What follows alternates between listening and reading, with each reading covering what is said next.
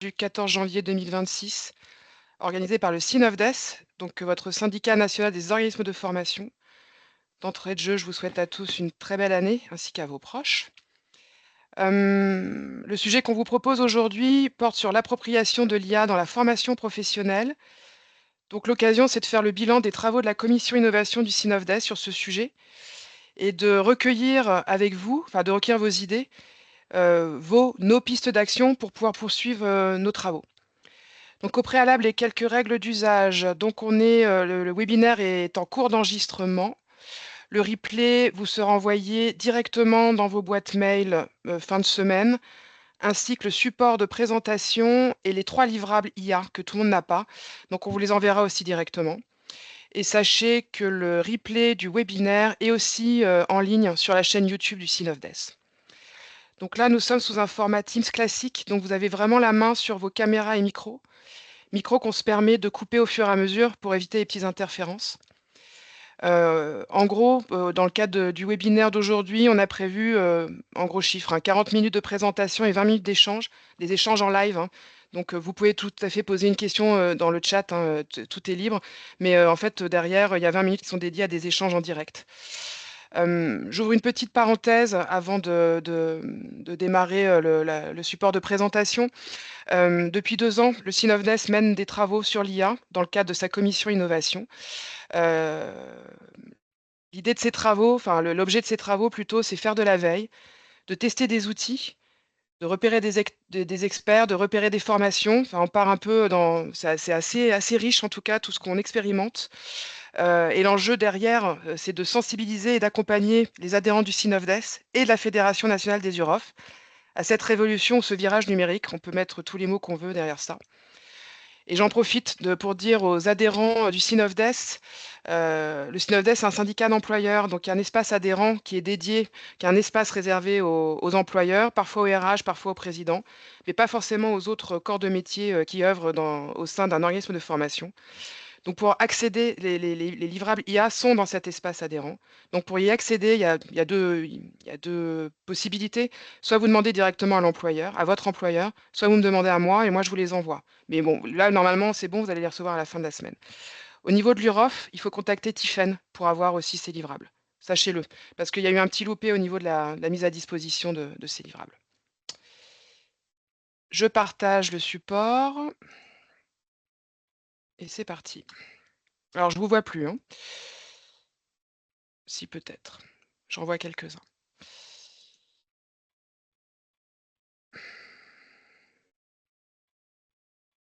Quelques mots sur les étapes de travail sur la commission innovation. Donc, comme je vous le disais tout à l'heure, elle a démarré en mars 2024.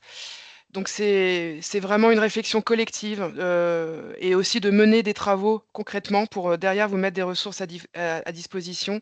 Donc c'est ça l'objet de la commission innovation du CNOFDES. On a choisi en mars 2024 le sujet de l'IA, dans la formation professionnelle. Très vite, au fur et à mesure, on est avancé dans la commission, on s'est penché, on a choisi l'angle des fonctions support au sein d'un organisme de formation. Pourquoi? Bah, parce que c'est des sujets un peu transversaux et qu'on s'est rendu compte dans le cadre de la veille qu'on faisait tous que, la fonction ingénierie, hein, au sens large était déjà examinée, était déjà traitée. Si vous faites de la veille, je prends LinkedIn, mais pas que sur LinkedIn, il y a beaucoup d'acteurs de la formation professionnelle qui travaillent sur l'ingénierie. Donc nous, on voulait se concentrer sur les fonctions support. L'objectif, j'ai dit tout à l'heure, c'est de sensibiliser et d'accompagner les adhérents Synovdes et UROF, pardon, face à ces enjeux. Là aussi, quelque chose qui a émergé très, très vite du fruit de notre réflexion collective, c'est que pour nous, l'IA, dans un organisme de formation, ça rentre dans une démarche RSE ou RSO, donc dans une démarche de responsabilité sociétale de l'entreprise ou de l'organisation. Ce qui signifie, en quelques mots, hein, c'est d'embarquer toutes les parties prenantes d'un organisme sur le sujet de l'IA et d'avoir toujours les 3 angles de vue, l'angle économique, l'angle environnemental et l'angle social. Derrière, c'est un organisme de formation, on le dit très souvent, vous aussi évidemment, un organisme de formation a une double responsabilité.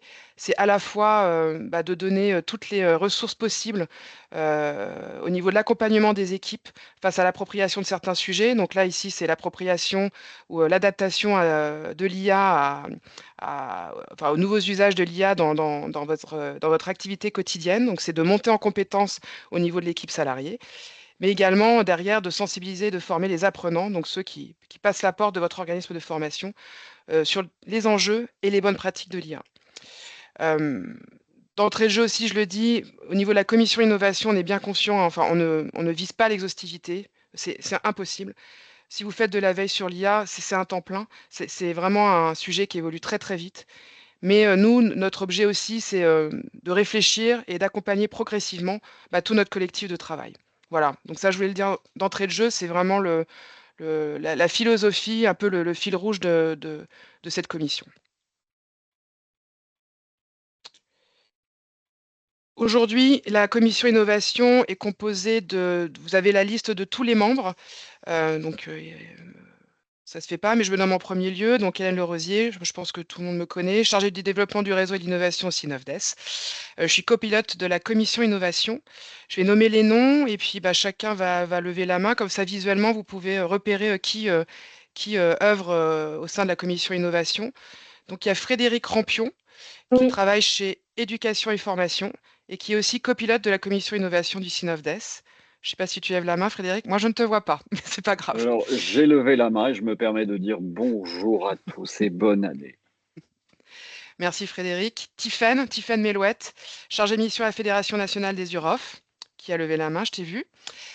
Charlotte Lecoq, chez Léo Lagrange Formation. Jamel Mayaoui, chez AMS Grand Sud. Franck Combat, chez SJT Solidarité et Jalons pour le travail. Céline Pasto pour Exopé. Et celles qui nous ont rejoints ou qui vont nous rejoindre, Nathalie Grob, chez CFP Presqu'île, et Fanny Chaz, d'Illusion Macadam, qui n'est pas là, je crois. Voilà.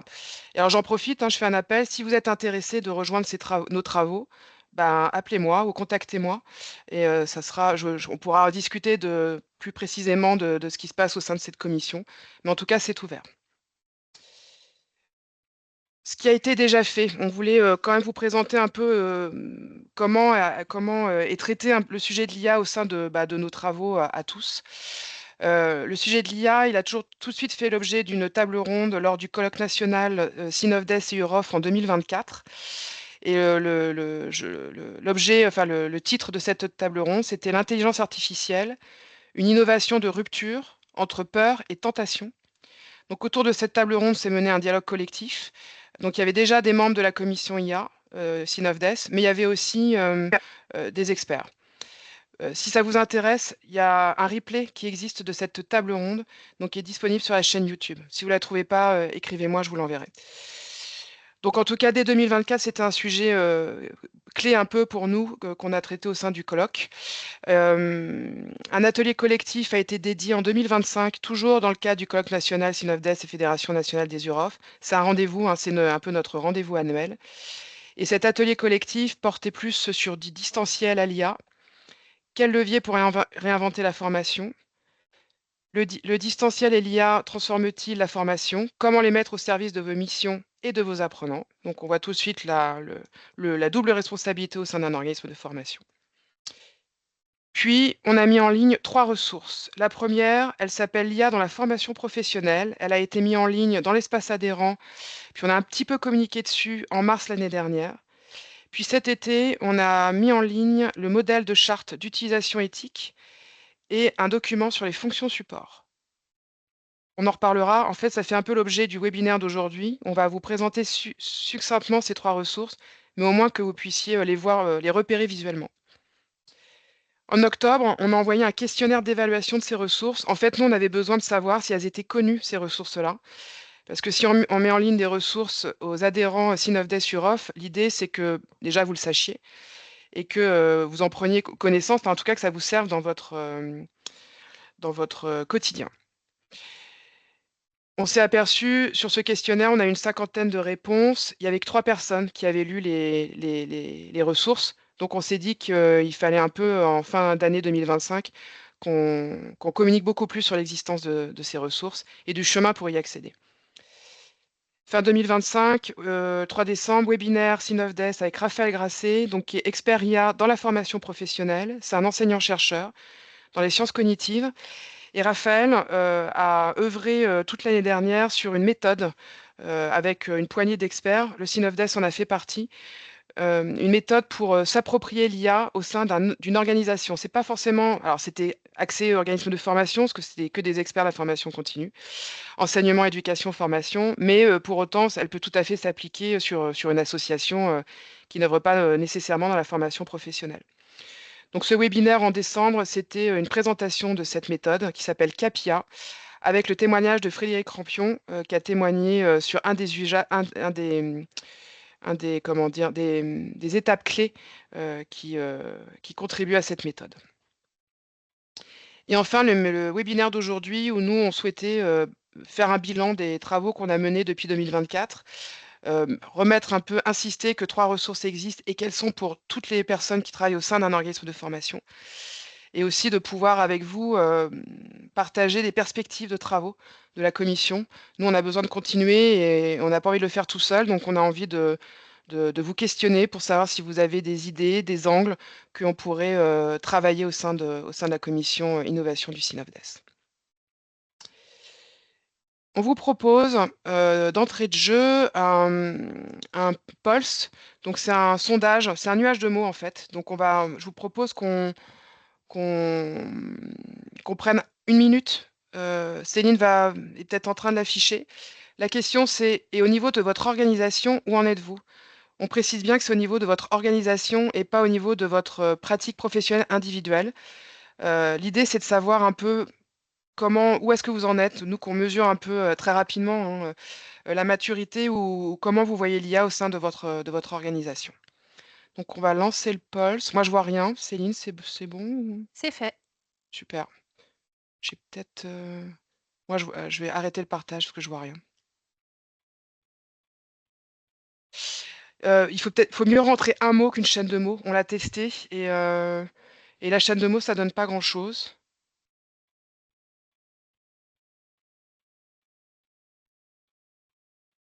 On commence à avoir des réponses.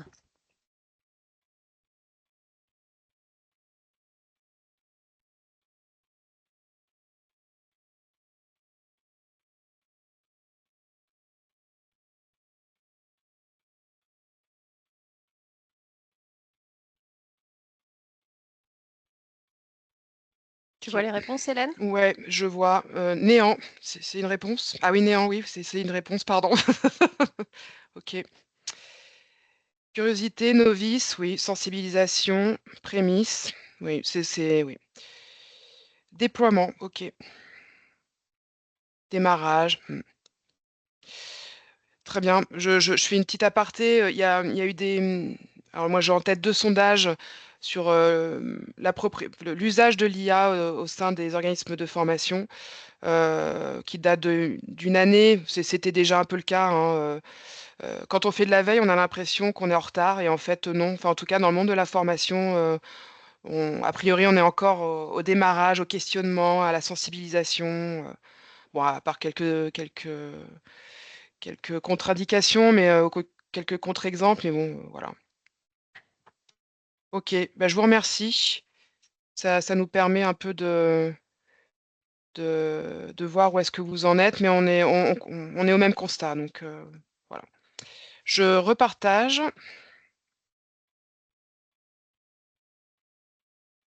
Ouais, j'étais pas du tout en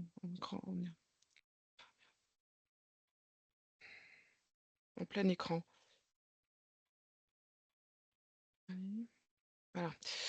Des questions légitimes. On voulait partager des questions qu'on se pose tous et je pense que vous les posez aussi. Alors l'objet, c'est pas d'y répondre, mais c'est peut-être ça peut ça peut ouvrir les débats pour après. C'est pas des débats, mais pour les échanges en fin de webinaire. Voilà, donc c'est des questionnements qu'on se pose à peu près tous. Première question, je vous les lis, hein. Faut-il vraiment y aller? Et quel alignement avec les valeurs de ma structure? Est-ce que l'IA supprime, transforme le métier de formateur? Peut même aller au-delà du métier de formateur, hein, parce qu'il y a quand même des questionnements qui se posent sur des corps de métier. Je pense aux métiers qui sont liés à la communication, mais pas que, ou sur la communication marketing. J'ai perdu le nom. Bon, c'est pas grave. Mais c'est pas que le métier de du formateur qui est concerné. Le risque n'est-il pas de standardiser les approches et les supports pédagogiques? Est-ce que les apprenants continuent à apprendre et comment évaluer à l'ère de l'IA? La question de l'évaluation, elle est peut-être assez centrale, hein, pour 2026, à voir. Faut-il investir, entre guillemets, dans l'IA pour des accès, des infrastructures, de l'accompagnement massif? Voilà, on pourra en discuter après si vous le souhaitez, mais c'était pour ouvrir un peu le sujet. Les ressources, donc là, c'est vraiment les ressources mises à disposition, de petits focus sur ces ressources. La première, l'IA dans le secteur de la formation professionnelle. Ressources mis en ligne en mars l'année dernière. C'est pas un état des lieux parce qu'il n'est pas complet, mais pour quand on est justement à néant ou quand on est au démarrage de la réflexion, aux prémices, je vous conseillerais de le lire. Je vais vous montrer le sommaire un peu, vous allez voir un peu ce qu'il y a dedans. Je ne vais pas présenter le document parce que c'est pas d'un intérêt majeur. En tout cas, c'est une lecture qui est faite pour vous. Euh, c'est un peu une première marche, hein, de comment, qu'est-ce qui existe un peu dans la formation dans l'IA. Deuxième ressource, c'est le modèle. C'est un modèle, hein, de charte d'utilisation éthique de l'IA. C'est des grands principes, hein. C'est adaptable. Là aussi, c'est un modèle. Donc derrière, c'est à vous de l'adapter à la structure de votre organisation. On se rend compte, alors tous les acteurs sont en train de faire leur charte IA. Pour autant, nous, on se rend compte que charte IA égale stratégie, hein, quand même, qu'il faut qu'il y ait une stratégie IA peut-être qui est plus que réfléchie, hein, qui est un petit peu posée pour pouvoir proposer à ses équipes, à son équipe et aux apprenants une charte IA. Nous, c'est une charte éthique à l'usage de l'IA. Troisième ressource, simplifier vos fonctions support grâce à l'IA. C'est de mémoire 8 ou 10 fiches euh, d'une fonction support une activité où l'IA peut être utilisée. Donc, c'est des fonctions, elles ont toutes été expérimentées par un des membres de la commission innovation. Il y en a 8 ou 10. Ça va de comment créer un post LinkedIn à comment utiliser l'IA dans une réponse à appel d'offres. Voilà. Nous, on aimerait continuer. C'est un gros boulot, hein, de tester, mais on trouve que c'est assez utile. Voilà. Donc là aussi, on va vous le présenter rapidement.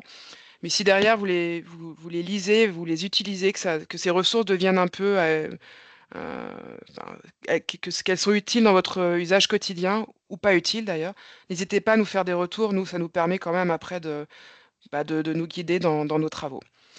Je rappelle, hein, ce que j'ai dit en introduction, ces ressources sont dans l'espace adhérent du C9DES. Quand on est adhérent du C9DES, c'est un syndicat d'employeurs. Donc, c'est les employeurs y ont accès, le président et le RRH, les personnes qui bossent pour les ressources humaines. Tout dépend de ce que souhaite l'employeur.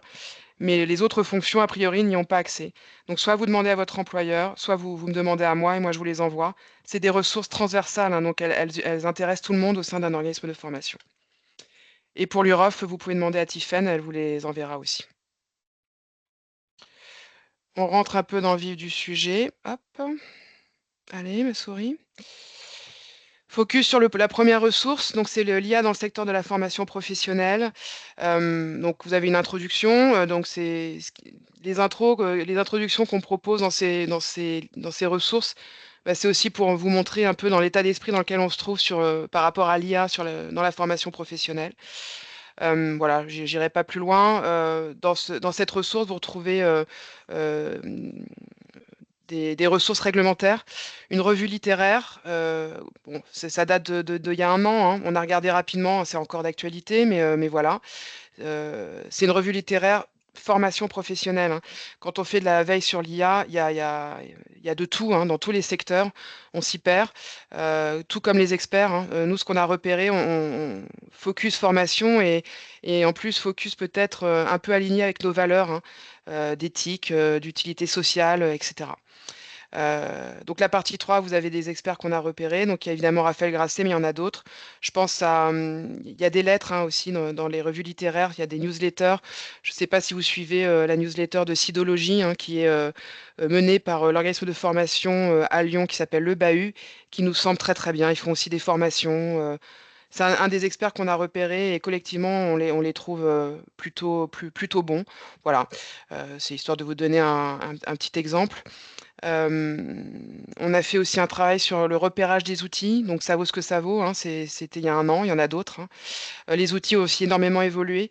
Je prends le chat, hein, qui est un outil très rapidement, qui est, l'outil, développé, en France. En tout cas pour ma part, il y a 1 an, je trouvais pas ça, optimal. Depuis septembre, il est vraim c'est un outil hyper intéressant à utiliser au niveau de l'IA. Plus que d'autres, enfin, voilà. Partie 6, partie 6, ça, c'est une partie qui est dédiée au prompt. On parle beaucoup de prompt dans l'IA. C'est une clé essentielle, mais pas que. En tout cas, nous, on s'est dit à l'époque qu'il fallait qu'on fasse un petit chapitre dessus. Donc ça définit qu'est-ce qu'un prompt, comment faire un prompt efficace et rapide, hein, parce qu'il y a des formations qui existent, hein, sur, être un expert dans le prompt. Bon, c'est un peu des clés d'usage, des clés pour entrer sur le sujet.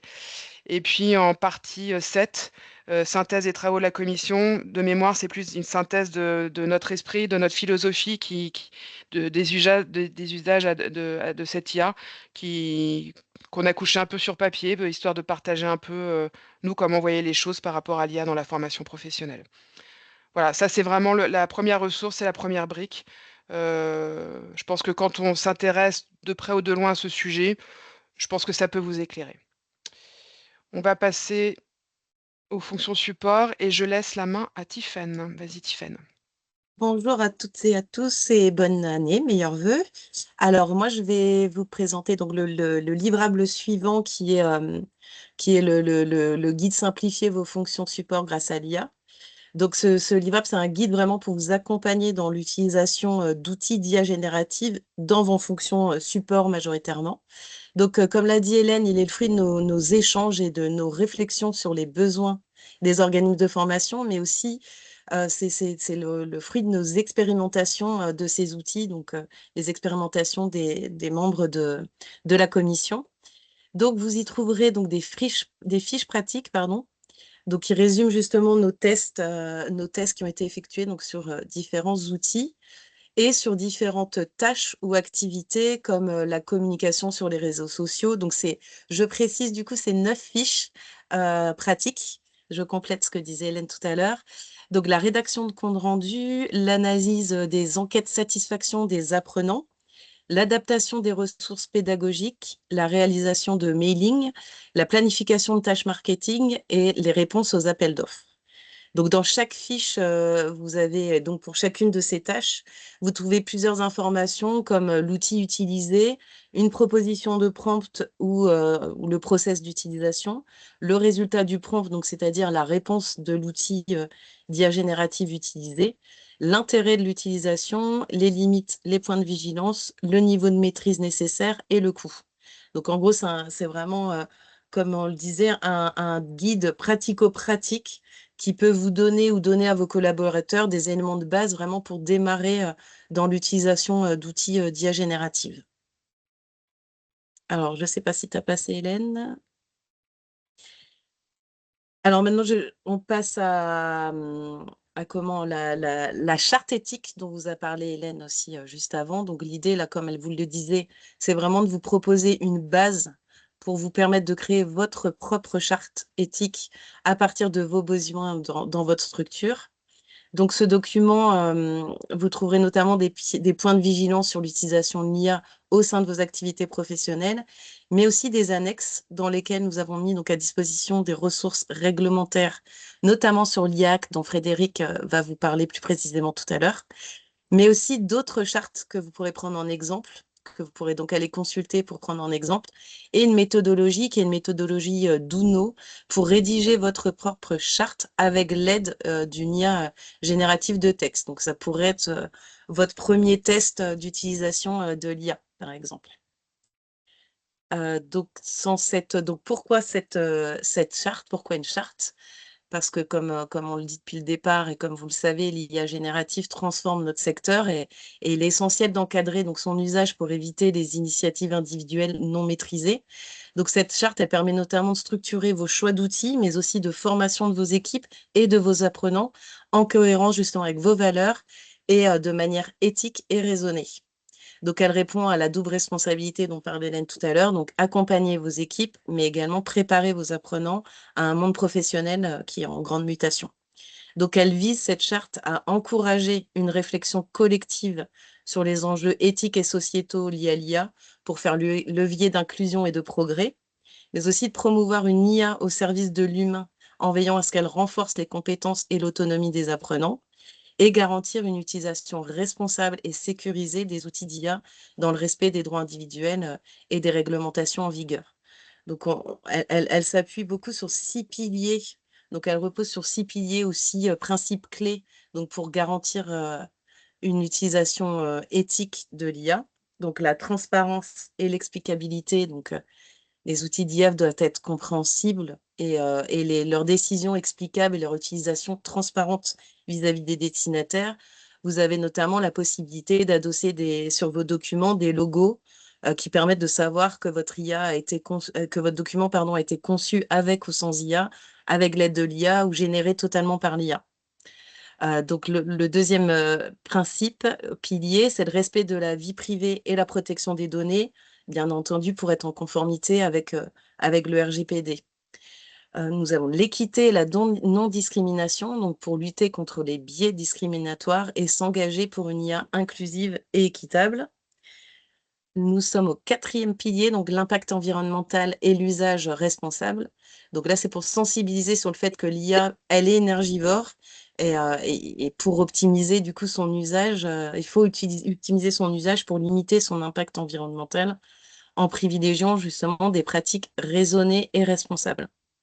Donc, nous avons l'accessibilité et l'inclusion. Donc, l'IA doit bien sûr faciliter l'accès à la formation pour tous, y compris les publics en difficulté. Et nous avons en dernier principe la supervision humaine. Donc, bien entendu, vous le savez, l'IA ne remplace pas la responsabilité humaine, d'où l'importance, encore une fois, que tout le monde soit formé à son utilisation. Donc, ces piliers doivent nous guider pour une utilisation de l'IA respectueuse et durable au service de l'humain. Donc, au final, dans cette charte, vous allez pouvoir définir vous-même, vos engagements. Nous, dans ce modèle, on vous propose de les définir notamment sur la formation justement de vos collaborateurs et de vos apprenants à un usage éthique, la mise en place de recours en cas de décision automatisée contestée, la mise en place d'une politique de communication sur votre charte IA et vos engagements, et sur le fait de privilégier des solutions IA respectueuses de l'environnement. L'idée, c'est que vous questionnez sur ces parties-là pour que vous puissiez élaborer vous-même vos engagements dans le cadre de cette charte. Donc, c'est vraiment, comme vous l'avez compris, un premier guide pour vous aider à rédiger votre charte IA responsable, inclusive et durable. Et je repasse la main à Hélène ou c'est Frédéric qui prend la suite. Vas-y, Eh bien, Frédéric. c'est à moi directement. Merci, Tiffaine. Oui, ben, le sujet de l'IA-Act, il est directement lié à ce que tu viens de présenter sur les dernières slides sur la partie éthique et la charte. Alors, l'IA-Act, vous avez sans doute entendu parler de l'IA-Act. En tout cas, vous en avez peut-être aussi entendu parler tout récemment, puisque c'est un dispositif qui est dans le collimateur des acteurs de la tech américaine, puisqu'ils sont plutôt sur la philosophie de la déréglementation. Donc, l'IA-Act, c'est une réglementation européenne. Et peut-être que vous en avez entendu parler, et comme moi, votre premier réflexe, ça a peut-être été de vous dire que l'IA-Act, ça concernait surtout les producteurs et les fournisseurs d'IA, et pas nécessairement vos organismes de formation. Et en fait, quand on s'y attache un peu, on s'aperçoit que les organismes de formation ont une responsabilité et qui donc vont être concernés par cette réglementation qui, donc je le rappelle, existe depuis août 2024 et donc comme vous le voyez, puisque je vous disais que les organismes de formation vont avoir leur part de responsabilité et donc pas simplement les fournisseurs et les producteurs d'IA, puisqu'on s'adresse aux entreprises qui fournissent, distribuent ou déploient des systèmes ou modèles d'intelligence artificielle. Donc, nous déployons, si nous mobilisons des systèmes d'IA dans nos formations, nous déployons donc des modèles d'intelligence artificielle auprès de nos apprenants.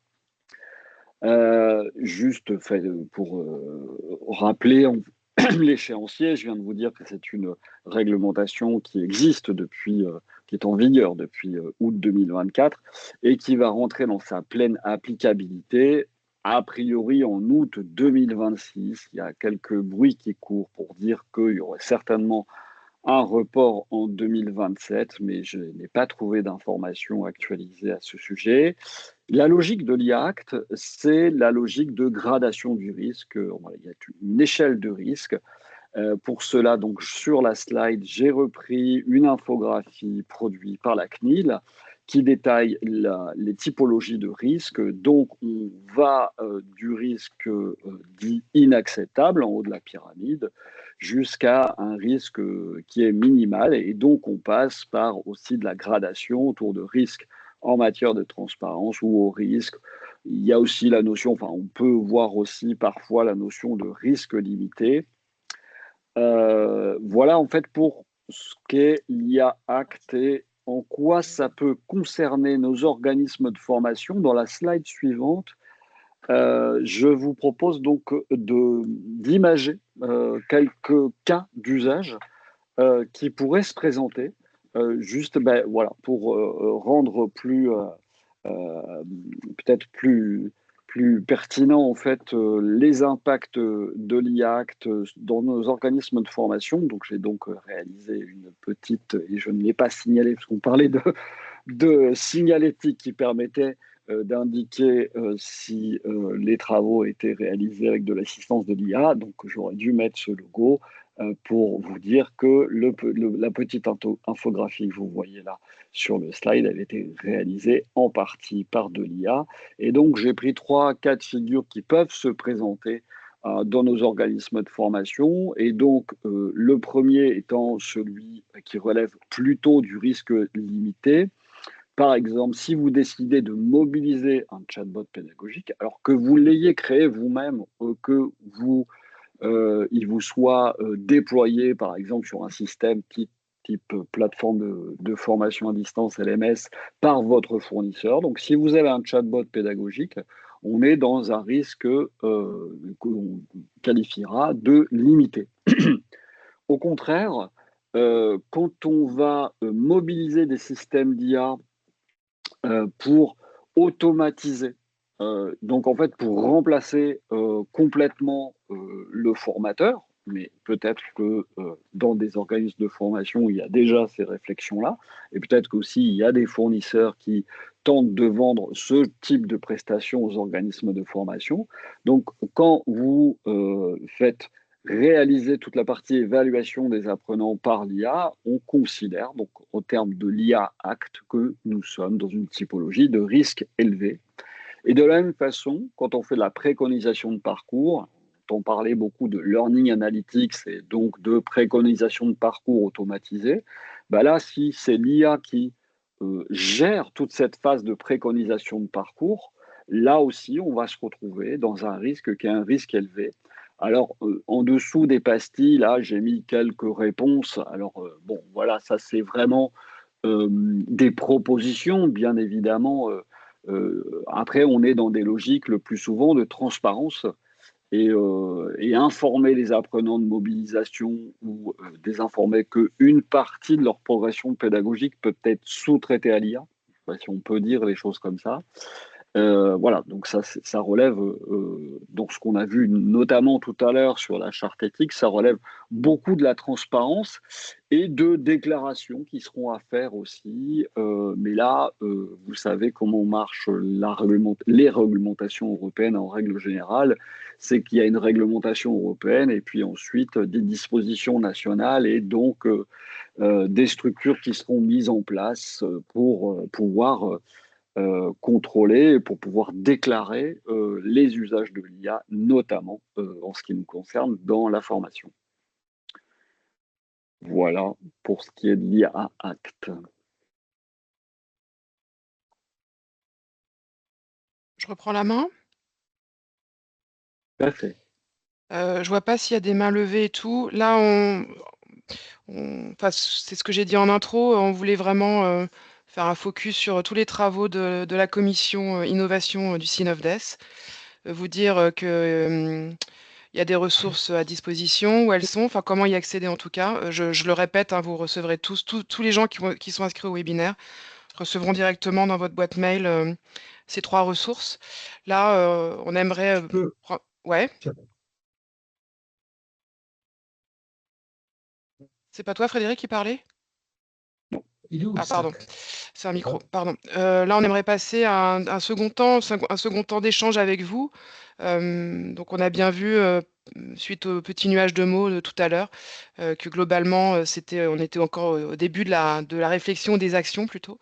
Et donc là, on aimerait conduire des échanges avec vous pendant 20 minutes pour que nous, derrière, ça puisse pas nécessairement nous influencer, mais qu'on recueille aussi vos idées, des pistes de travail qu'on pourrait conduire au sein de la commission innovation. Euh, Puis vous pouvez aussi vous exprimer librement hein, sur comment vous voyez l'IA. Voilà. Donc, 3 questions. Quels sont les apports de l'IA dans vos pratiques professionnelles?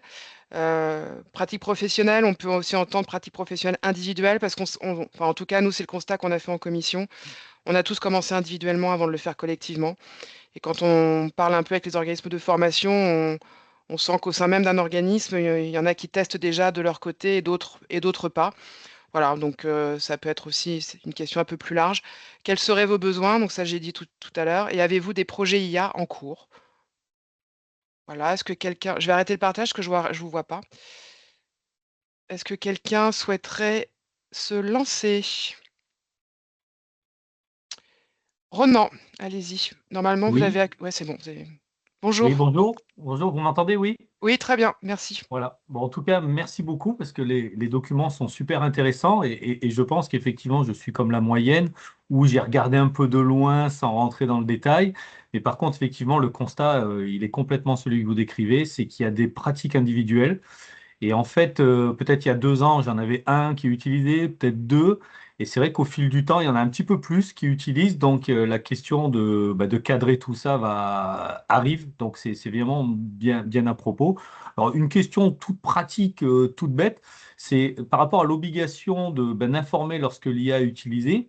Est-ce qu'il y a un petit logo, une petite phrase ou un petit truc qui pourrait être conseillé qui fait que c'est déjà rapide à mettre en place et c'est déjà ça. Voilà, c'est un premier niveau, quoi. Charlotte, tu souhaites répondre? Je peux répondre. Bonjour.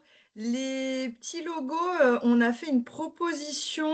Il me semble que c'est dans le premier document qui a été mis à disposition sur l'espace adhérent, où Ok. justement on avait déjà commencé à parler de cette utilisation un peu éthique de l'IA, de dire bah c'est OK d'utiliser l'IA, mais à partir du moment où on va l'utiliser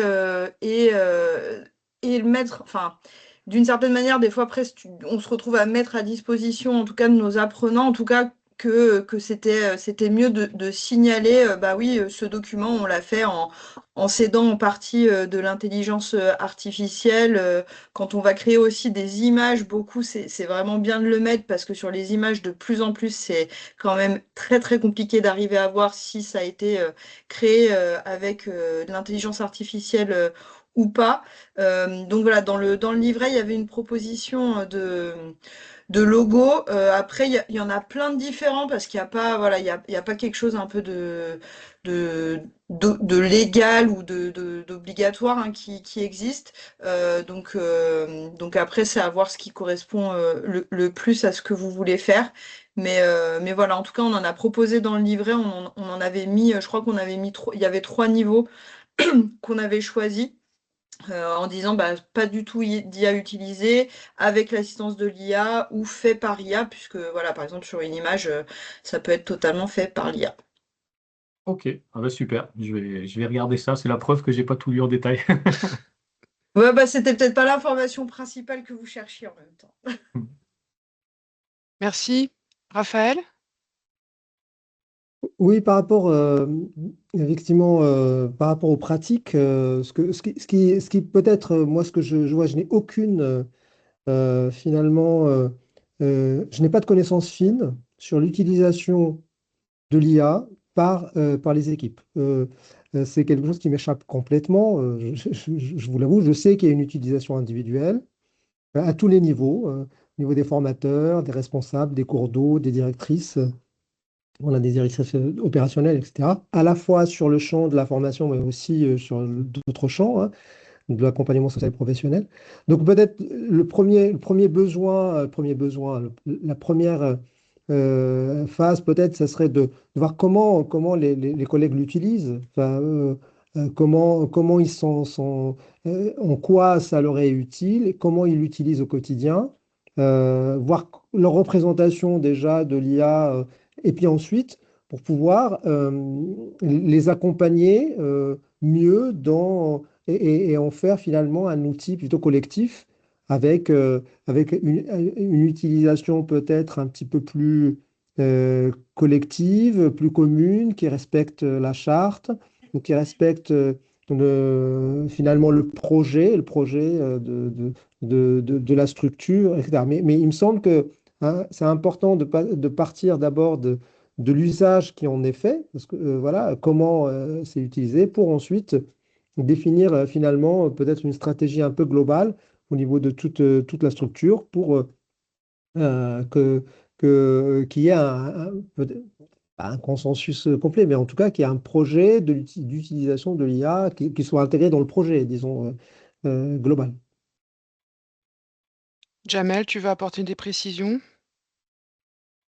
Oui, bonjour. Moi, je pense qu'effectivement, vous avez raison, Raphaël. Je pense que c'est important de mettre en place une forme de gouvernance de l'IA au sein des structures, parce qu'effectivement, sans gouvernance, l'IA devient un risque organisationnel pour la structure. Et cette gouvernance, elle peut effectivement mettre en place, par exemple, une liste d'IA autorisées, puisqu'on sait qu'il existe tout et n'importe quoi dans les IA. Et je pense que le fait de pouvoir cadrer l'utilisation des IA, des outils IA dans la structure, permet de structurer et d'avoir des réponses efficaces. Il faut toujours partir du besoin, c'est ce que vous disiez très justement. Il faut partir du besoin, pas de l'outil, parce que des outils, il en existe tous les jours des nouveaux. Et il faut vraiment partir de qu'est-ce qu'on veut faire avec ces outils-là d'IA, quels sont nos usages pour pouvoir les utiliser de manière efficace. Et ensuite, il faut toujours, à mon sens, une forme de validation humaine. Voilà. Si on veut un outil autorisé, il faut qu'il y ait une validation humaine par une personne qui serait chargée, référent IA au sein de la structure, par exemple, qui pourrait dire, voilà, qu'est-ce qu'on veut avec cette IA, pourquoi il est efficace pour nous, est-ce qu'on cherche un gain de temps? Est-ce qu'on cherche un gain de qualité? Est-ce qu'on cherche un gain stratégique? Mais il est évident qu'il faut qu'il y ait une forme de gouvernance qui puisse cadrer tout ça. Et l'idée de partir d'une forme de sondage de l'équipe sur comment on utilise l'IA peut être une bonne porte d'entrée à mon sens. Merci, Jamel. Est-ce que quelqu'un souhaite poser une question ou des idées de travaux pour notre commission?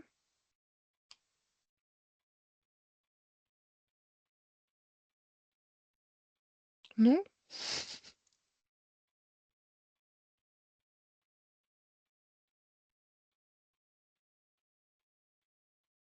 Est-ce que dans l'équipe, des membres de la commission, est-ce que quelqu'un veut, je sais pas, apporter un témoignage, Est-ce que Annie, Annie, allez-y.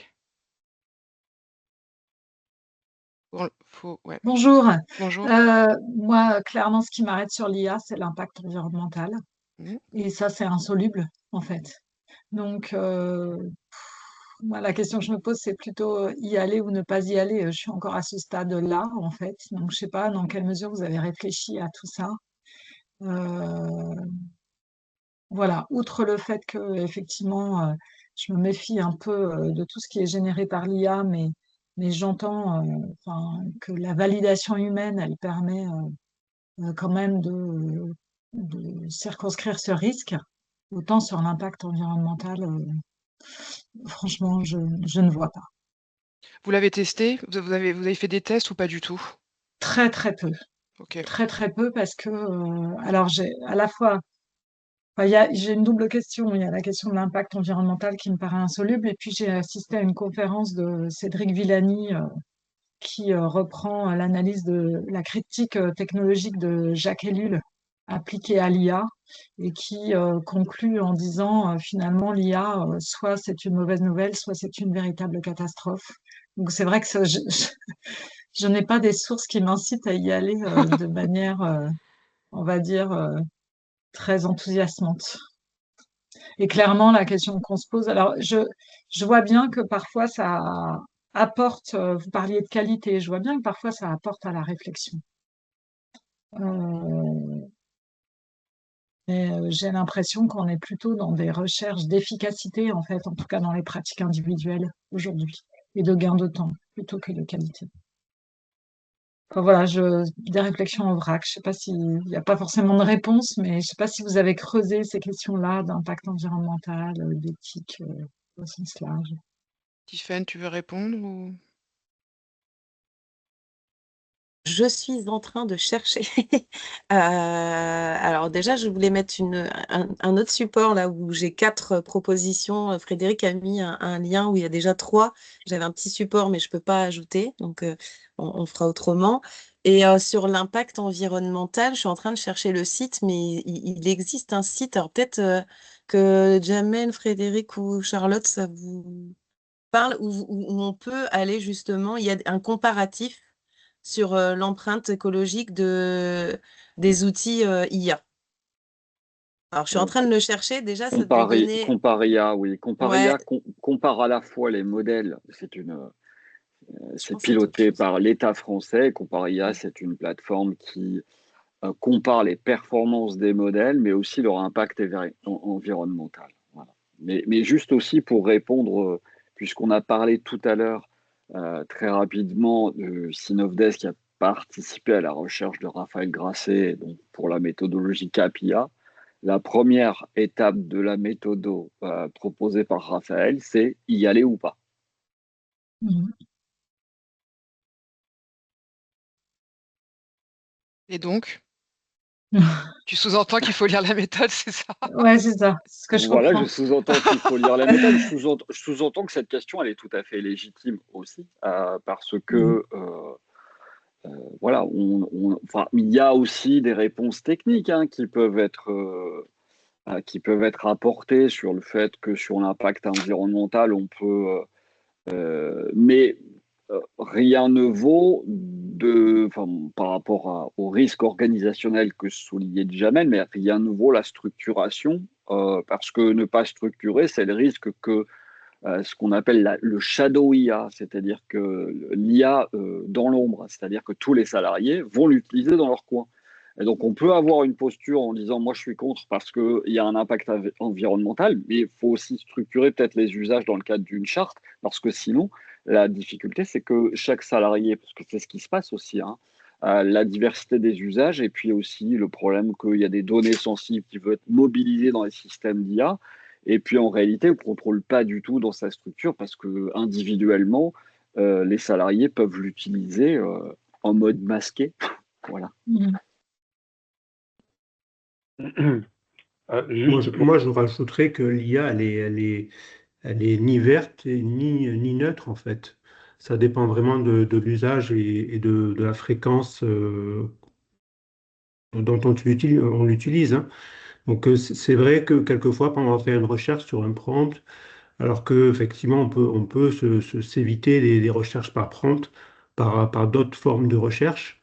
Donc, c'est vrai que moi, je trouve que quelquefois, on cède un petit peu à la facilité à utiliser l'IA très rapidement.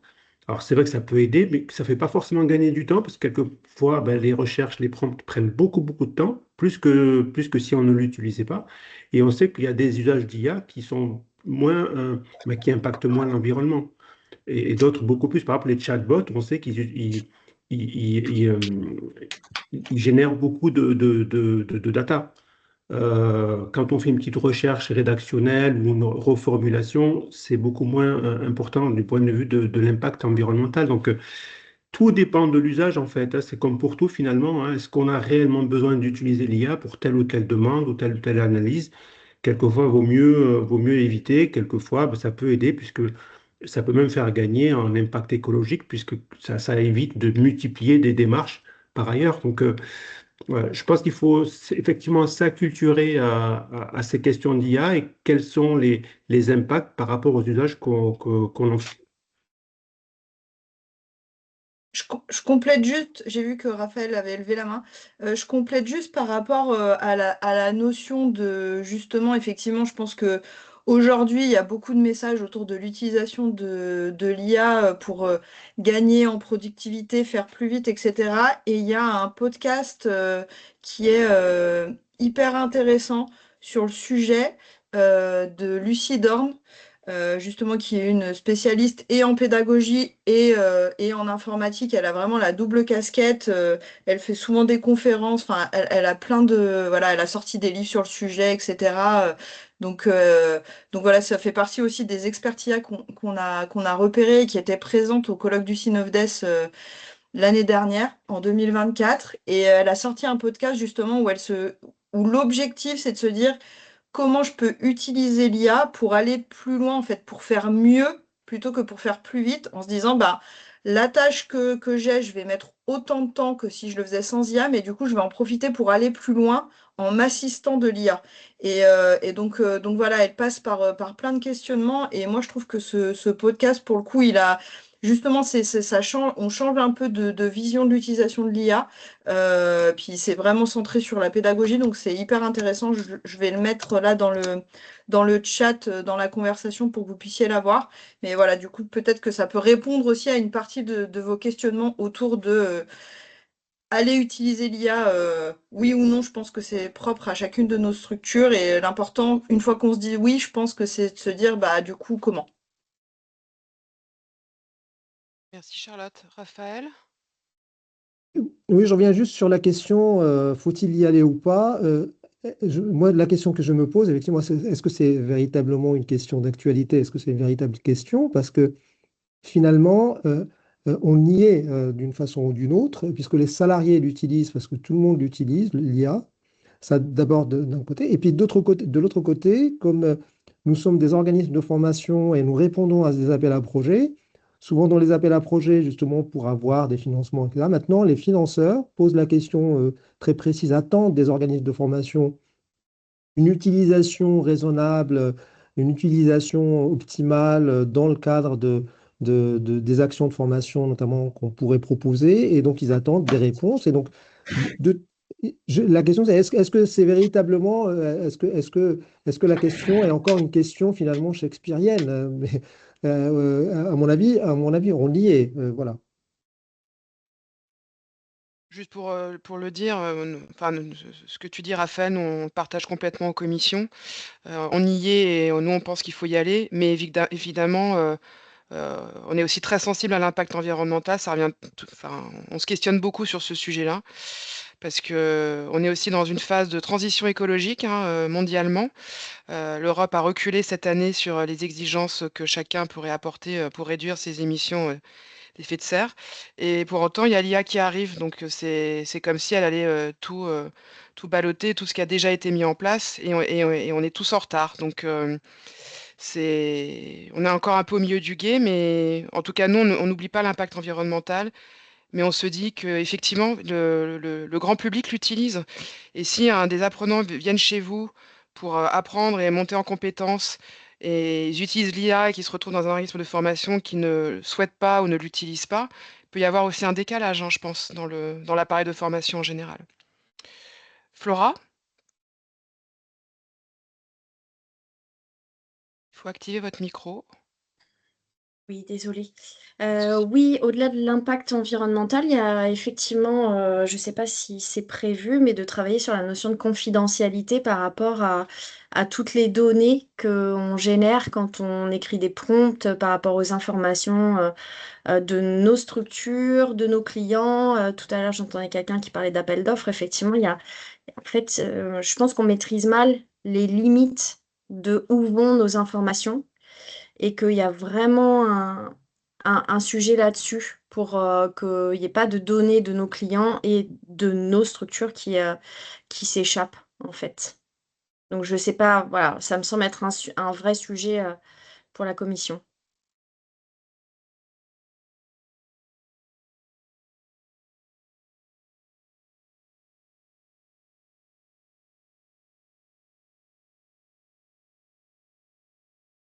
Plus de son. On t'entend pas, Hélène, T'as hein? coupé ton On micro, t'entend Hélène. pas, Hélène, hein? Merci, pardon. Il est 12h58. Il y a des questions dans le chat. Est-ce que certains membres de la commission les ont lues, veulent répondre ou on répond après? Dites-moi. J'ai pas Moi, vu de question. j'ai fait une réponse sur une réflexion qui amenait réflexion. Donc voilà, sur justement l'utilisation de l'IA par les apprenants dans le cadre de certification, Ok, quand il y a des d'accord. écrits. Oui, je pensais à celle-là. Ok. On les reverra en commission vendredi, voir si on peut apporter des réponses supplémentaires. Mm. Donc j'ai noté impact environnemental et protection des données pour des pistes. Est-ce que quelqu'un a quelque chose à dire, veut apporter son témoignage? On sent bien dans notre réseau hein, qu'on est encore dans la peur et peut-être moins dans la tentation, si je reprends les termes clés de la première table ronde. Pour autant, je crois qu'il y a quand même un contexte, donc malheureusement, enfin, on verra, mais je pense qu'il y a quand même une adaptation par rapport aux demandes du grand public hein, ou des apprenants ou des citoyens, pour être un peu plus générique. Euh, on vous renvoie. Ah, pardon, Yves, allez-y. Oui, Je oui, t'avais pas vu. merci pour les documents que vous avez sortis et qui sont super intéressants et pour cette initiative. Il y a un point aussi qui est intéressant, c'est de voir comment l'IA est intégrée maintenant dans énormément de solutions logicielles. Mhm. Et ça, c'est un impact, en fait, on va dire, c'est la partie immergée de l'iceberg, c'est-à-dire qu'on ne voit pas et peut-être qu'en fait, on utilise déjà l'IA dans des solutions où on n'a pas l'impression d'en utiliser. Je pense notamment voilà, à Evernote, à plein de logiciels en fait qui ont été enrichis. Et c'est sans doute là aussi qu'il y a des gains de productivité à aller chercher, mais aussi une question finalement de savoir si cette innovation, elle va tellement être répandue qu'en fait, c'est pas parce qu'on n'utilisera pas ChatGPT qu'on n'utilisera pas l'IA. Et ça, je pense qu'il y a à la fois quelque chose d'éthique, hein, comme dans tous les outils numériques, à commencer par le matériel, et puis après ce qu'il y a derrière. Mais c'est vrai qu'il y a aussi quelque chose à imaginer pour pouvoir vraiment aussi, là aussi, avoir des gains de productivité. C'est quelque chose qui va très vite, puisqu'il n'y a pas un éditeur de logiciel qui n'intègre pas une surcouche d'IA plus ou moins marketing à son produit à l'heure actuelle. Oui. Et c'est vrai que parfois, on peut utiliser l'IA sans le savoir au final. Et peut-être que nous, on pourrait apporter un éclaircissement là-dessus. Je le note. Merci Yves. Monsieur, Madame Pinchard, je ne vois pas le prénom. Ça sera la Oui, dernière bonjour. question. Bonjour, Monsieur, excusez-moi, bonjour. Charles Pinchard, c'est peut-être titre peut-être un peu anecdotique, mais j'ai pu tester une IA qui s'appelle Euria, E-U-R-I-A, qui est développée par Infomaniac, une société suisse, qui prétend être vertueuse, j'allais dire entre guillemets, d'une certaine façon sur le plan environnemental, dans le sens où toute l'énergie dépensée servait à chauffer les logements, et qui fonctionne en circuit fermé et les données que vous mettez à disposition n'entraînent pas le modèle. Alors c'est nouveau, c'est récent, je ne sais pas ce que ça vaut. J'ai fait quelques tests qui n'étaient pas forcément très.